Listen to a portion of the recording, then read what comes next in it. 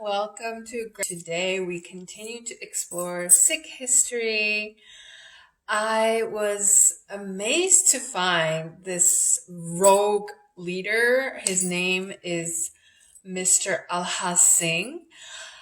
He actually colluded with Abdali, who was the invader of Punjab. So we have like the praising history of Sikhs, and then there's this complicated figure, Alha Singh, which is really well documented by Dr. Purnima Dhawan in When Sparrows Became Hawks. That is her book from a few years ago, not recent. So in this section called Interpreting Alha Singh, she actually openly critiques Mr. Khushwant Singh for his work, and we'll explore that.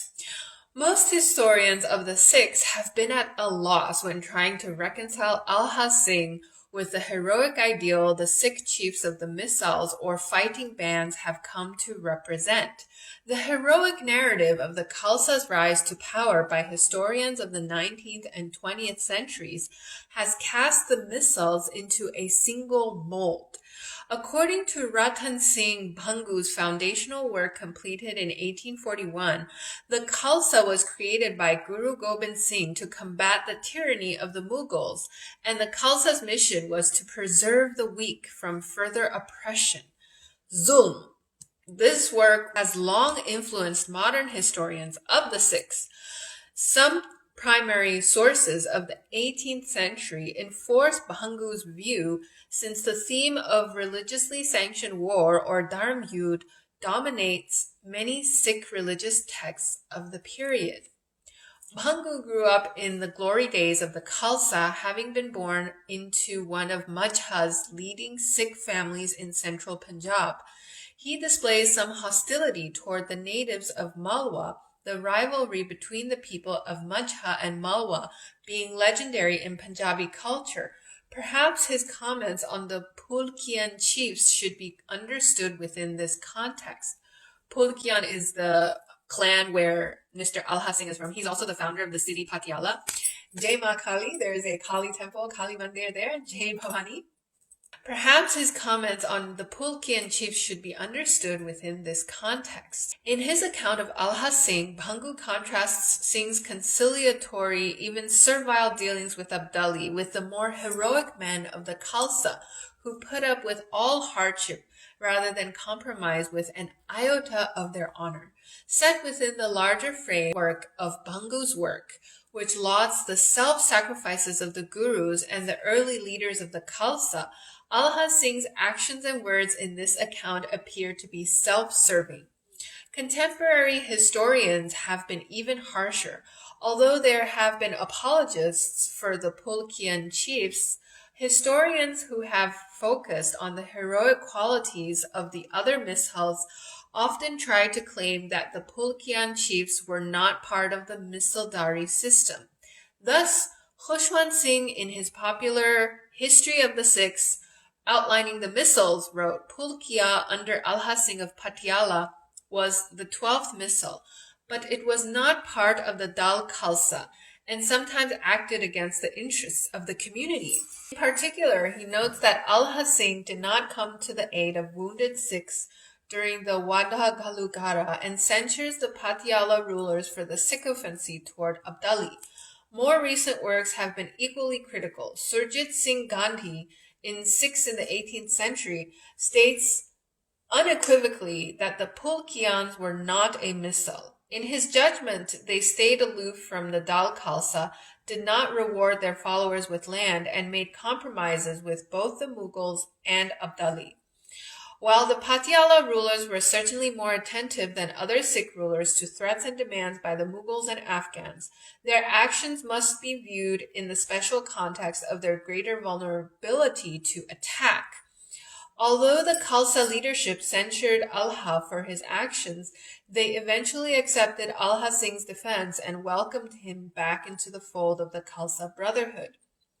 The discomfort that historians such as Gandhi and Bhangu feel regarding the Patiala rulers, however, is relevant not only because it forces a re-evaluation of the Phulkian Missal's place in the Misaldari system, but also because it prompts a re-evaluation of the role into which the other Khalsa missiles have been cast. When Sikh chiefs such as Jassa Singh Ahluwalia and Alha Singh gained terrain, they and their descendants made a priority of consolidating their territories. By the mid-18th century, such chiefs were among the first to attempt to moderate the militant rhetoric that had first spurred the Sikhs to rebel against Mughal authority. Although the idea of Dharm Yudh was still dominant in places like Majha, where the Sikh presence in rural area was strong, in Malwa the Sikh chiefs realized the need for dialogue with groups like the Afghans, Mughals, and the British. Their political future depended on a fine balancing act between the Majha chiefs on the one hand and the Mughals, Marathas, Afghans, and the British on the other.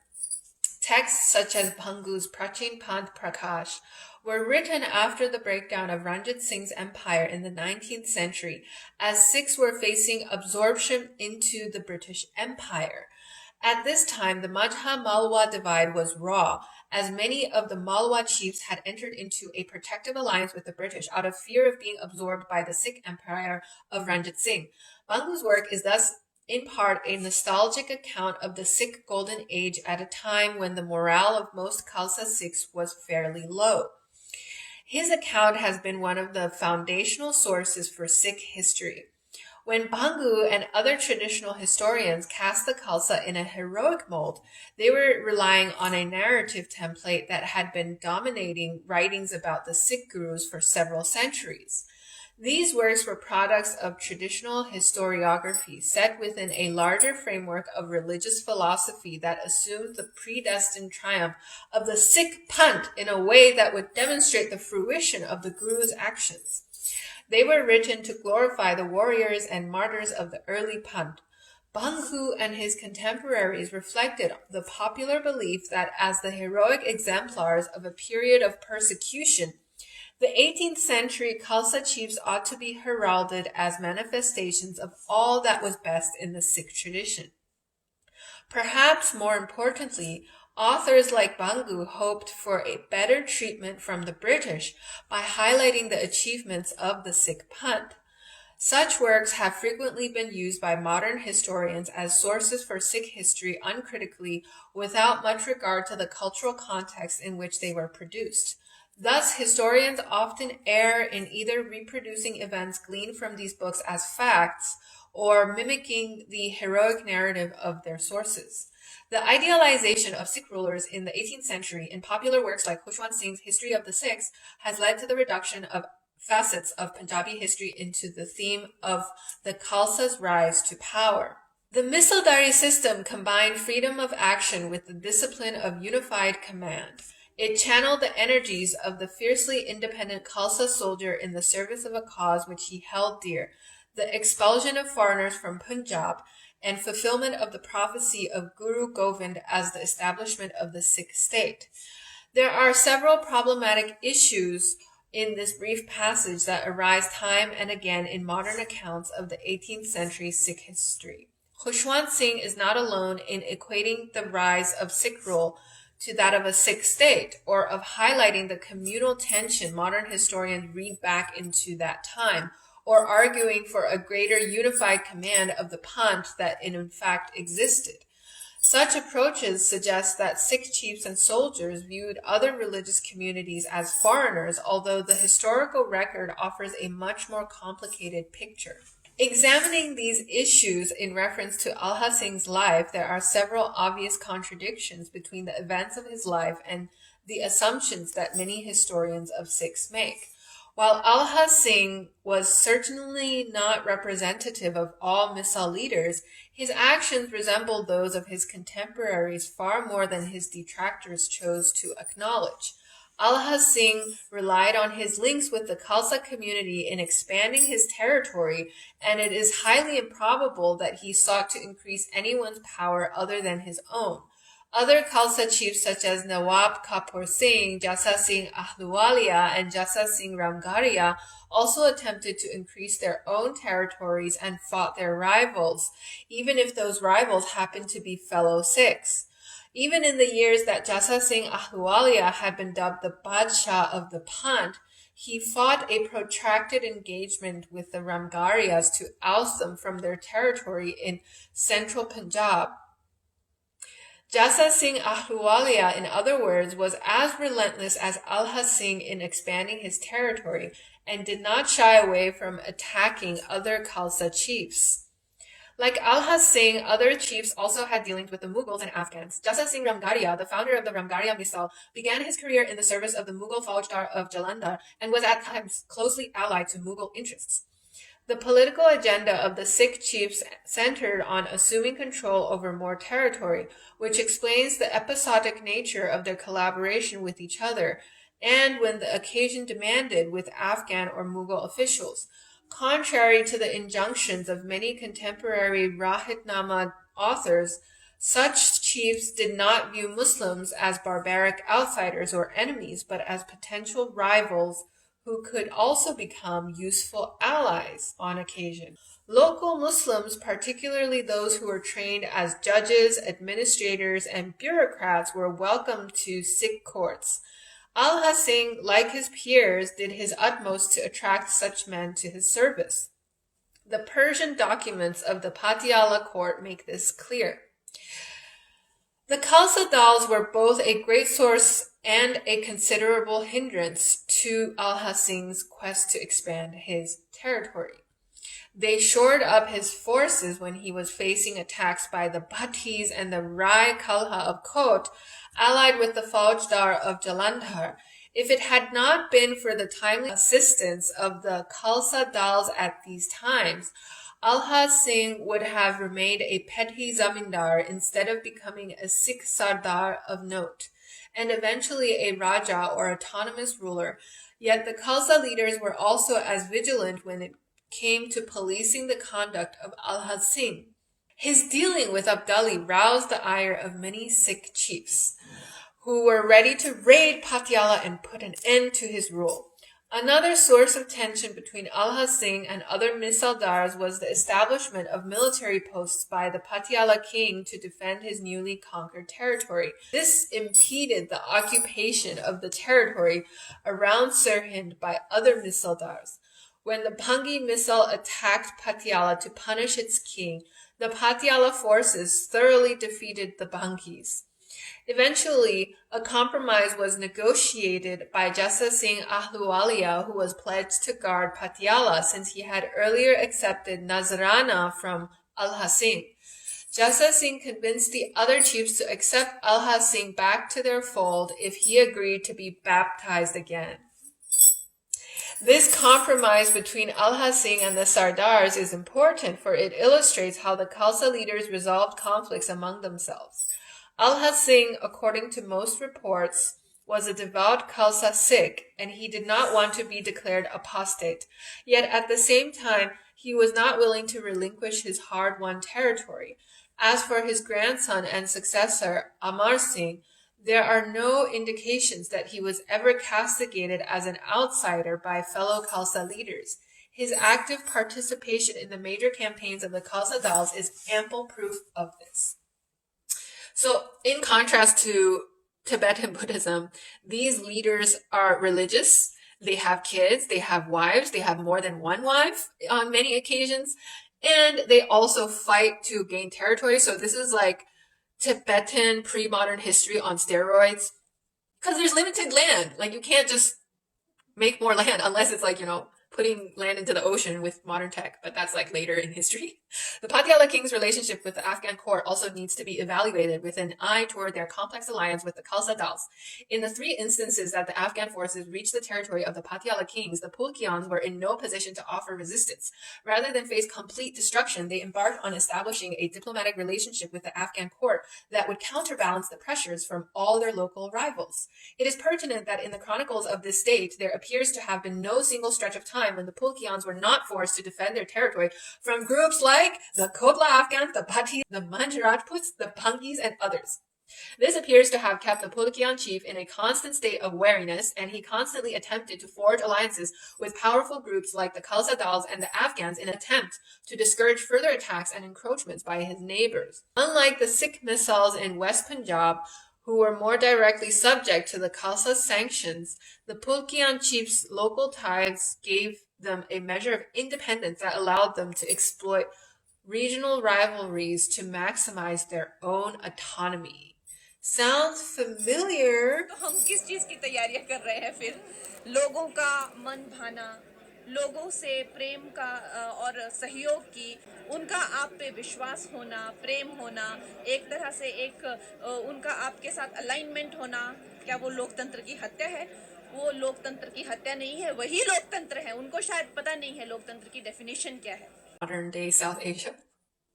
Because I never knew about these things until recently, and I've been studying South Asian history for a long time. I really wish I knew about these events, so yeah.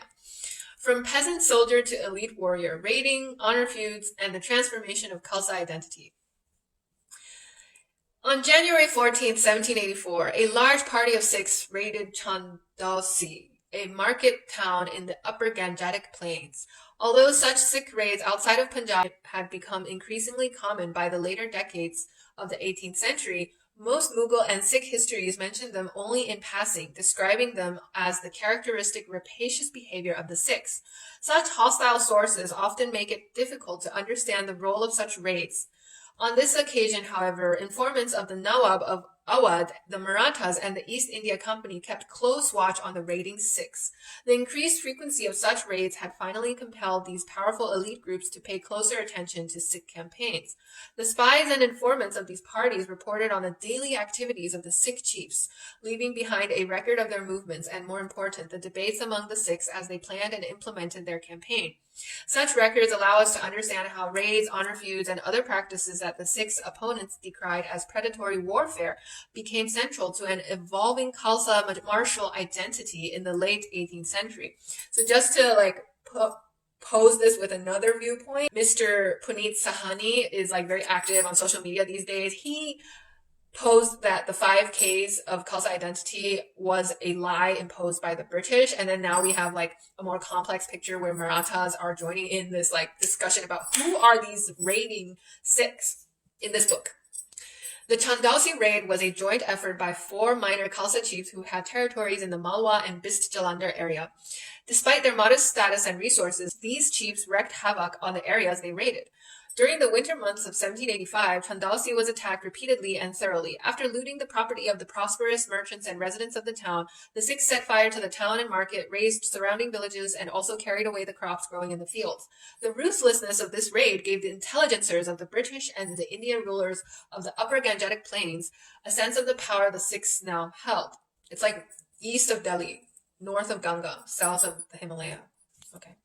Their accounts convey the fear that such Sikh raids inspired among their neighbors. The devastation at Chandausi ensured that the Rohilla Afghans who controlled the area quickly came to terms with the Sikhs about paying the Rakhi or tribute before other towns were plundered. The efficient and united efforts of such minor Sikh chiefs as those who participated in the raid hinted at the terrible potential of such attacks for the Sikhs' regional rivals. The records of this raid, however, also reveal the challenges faced by the Khalsa chiefs as they attempted to transform themselves into an elite warrior group. Practices such as marauding led to the characterization of the Khalsa chiefs as a parvenu, violent group of peasants by their rivals. Yet, since these activities also helped to foster unity among the Sikh chiefs, they could not be abandoned. They were an important feature of political life in the 18th century since they allowed chiefs to establish bonds of loyalty and fealty from subordinates in an increasingly divisive period in Sikh history. By the end of the 18th century, Sikh chiefs were competing with each other in securing the loyalty of troops, revenue from newly conquered land, and parity in Sikh political life. The new martial culture that developed within the Sikh state of this time thus reflected these conflicting strands. Periods of outward amity were frequently shattered by outbursts of intense rivalry among the chiefs. These opposing tendencies further instilled fear of the unpredictable behavior of the Sikhs among their rivals outside Punjab and also led to great confusion about the social bonds that united the numerous Sikh chiefs. When seeking alliances outside Punjab or widening their participation in the military labor market, Sikh chiefs encountered great difficulty due to the perception of them as lawless marauders. Such negative views of Sikh raids and martial patterns provoked a defensive tone among early historians of the Sikhs such as Ganda Singh and Hari Ram Gupta, who tended to present such practices as a form of resistance to the oppressiveness of the Mughal state. In later analyses, the viewing of raids and revenue extraction as a preliminary form of state formation became popular, yet the constant feuding and shifting alliances that characterized Sikh political life defied easy theorization. Examining the context of such practices allow us to see the cultural logic that informed them. The logic of violence in the campaign. The raid at Chandausi was primarily organized by chiefs of the Nishanwaliya, Dalewalia, Ramgarhia, and Singhia, Singhia missiles. Nishanwaliya, Dalewalia, Ramgarhia, and Singhia missiles from Malwa, who had relatively modest territories in the arid part of South Punjab. For such minor chiefs, raiding the territories of the Mughals, Rohilla Afghans, and the Nawab of Awadh across the river Yamuna served several purposes. It provided a means of supporting troops of cavalry and foot soldiers disproportionate with the actual resources of their core territories in Punjab. What I was saying, it also kept the minor chiefs and commanders in close contact with elite groups outside Punjab, offering the possibility of strengthening such collaboration if the relationship flourished. This raid, moreover, occurred at a critical time for these missiles. For several years, droughts had diminished the availability of crops and fodder in Malwa. By 1784, a terrible famine decimated many villages and settlements in the area. Despite the great show of strength at Chandausi, the raiding chiefs were increasingly aware of their vulnerable position. They had to provide for the large cavalry forces and somehow find a way to access a steady revenue stream or tribute. In order to do so, they had to pool their modest resources and negotiate a forceful way with their opponents and prospective partners. The territories of the Mughals, Rohilla Afghans, and the Nawab of Awadh that the Sikhs raided were increasingly subject to the influence of the Marathas and the East India Company due to their treaty arrangements with these groups. It was inevitable that some kind of agreement be reached by the Sikhs with these two emerging powers, since neither recognized the Raki claims of the Sikhs.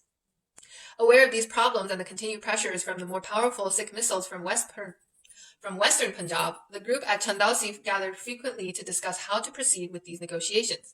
By the end of February 1785, a representative of the Marathas had joined their camp, and it was imperative that the Sikh chiefs in the expedition endorse any treaty with the Marathas and present the appearance of a highly disciplined, professional, and united force. At stake was a possible future arrangement by which the Marathas and Sikhs would organize a joint campaign in North India. Given the limited and dwindling resources of their home territories during this period of drought, such an alliance had many benefits. If the Sikh chiefs could convince the Marathas of their strategic value as allies by demonstrating their martial ability during the Chandausi campaign.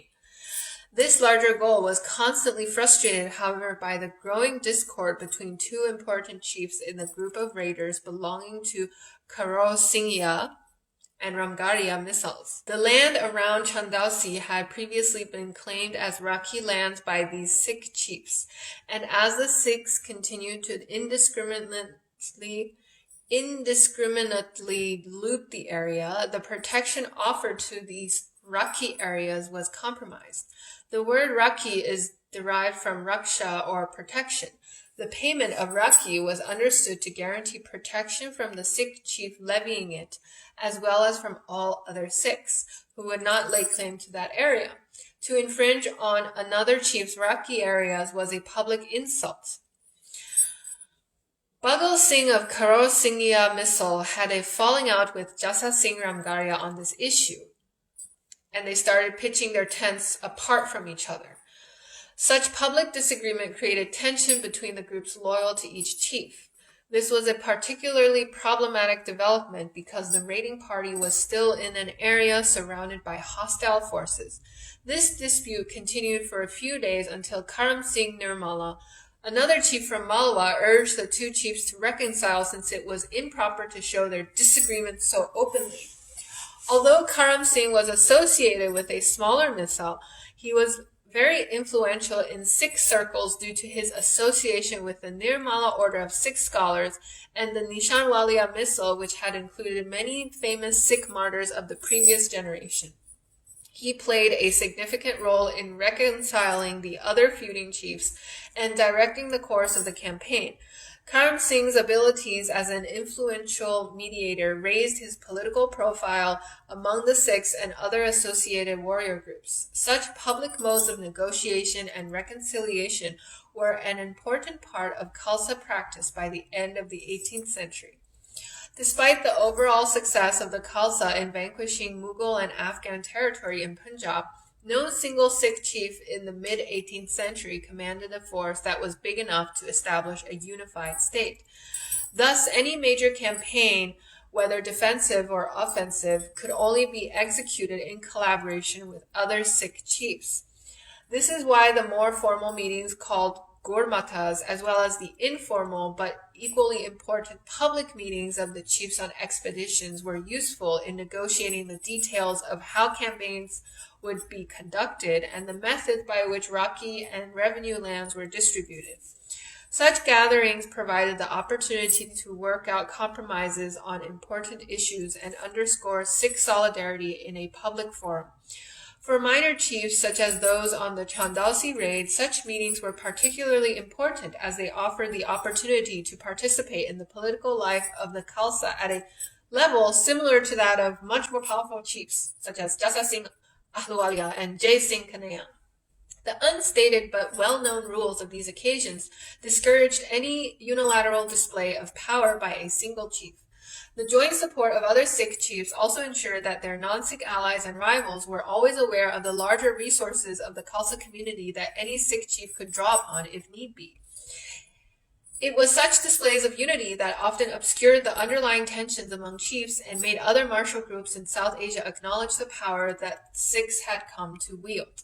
The decentralized mode of authority, however, perplexed other warrior groups in North India whose interest in the Sikhs as either potential allies or rivals was whetted by their growing incursions outside Punjab.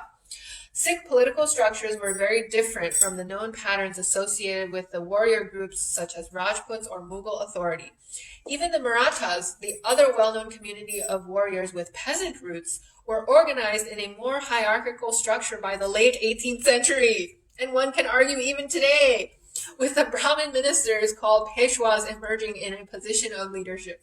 In contrast with such groups, the Sikhs exhibited unique and often puzzling patterns of behavior. Although 12 missals had emerged as the important powers in Punjab, several thousand petty chiefs continued to coexist with them. Although minor chiefs paid tribute to one or the other missile chief, they often exercised their independence by switching allegiance. In this fluid system, it was difficult for the English or the Marathas to comprehend what resources individual chiefs commanded, let alone their motivation or numbers of their allies.